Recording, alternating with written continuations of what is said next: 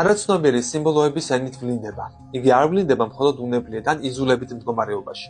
მას გააჩნია ორი ბუნებრივი გზა უმსხვილის გადასალახად და ცნობიერ გონებასთან საუბრისათვის.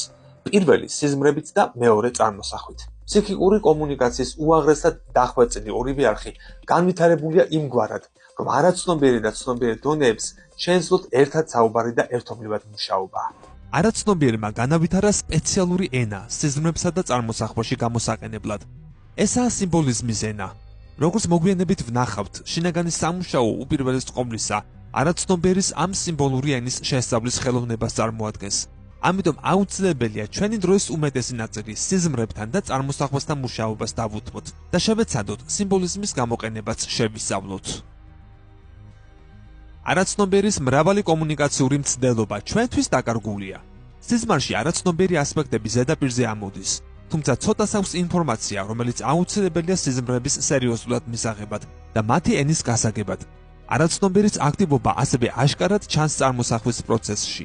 წარმოსახვითი აფეთქებები, რომლებიც ღრუბლებივით დაცურავენ ცნობიერი გონების პეიზაჟზე, ჩვენ მიერ ძნელად აღიქმება.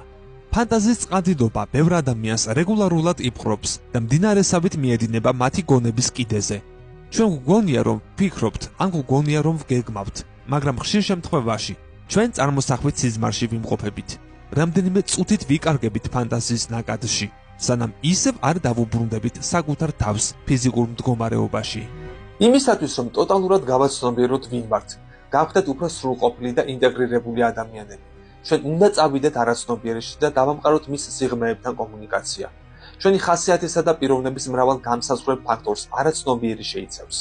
მხოლოდ მასთან დაახლოებით გვაქვს შანსი, რომ ცნობიერი სრული და გამთლიანებული ადამიანი გავხდეთ. იუნგმა დაგვანახა, რომ არაცნობიერთან მიახლოებით და მისი სიმბოლური ენის შესწავლით, ჩვენ ცხოვრობთ უფრო მდიდარი და სავსე ცხოვრებით. ჩვენ ვიწყებთ არაცნობიერთან პარტნიორულ ურთიერთობას, მასთან გამუდმებული კონფლიქტისა და ომის ნაცვლად.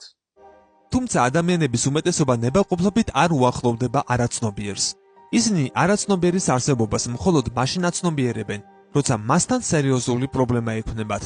ჩვენ, თანამედროვე ადამიანები, იმდენად არ ვართ შინაგან სამყაროსთან შემხებლობაში, რომ ძირითადად მას ფსიქოლოგიური სტრესის ფონზე ვეხებით.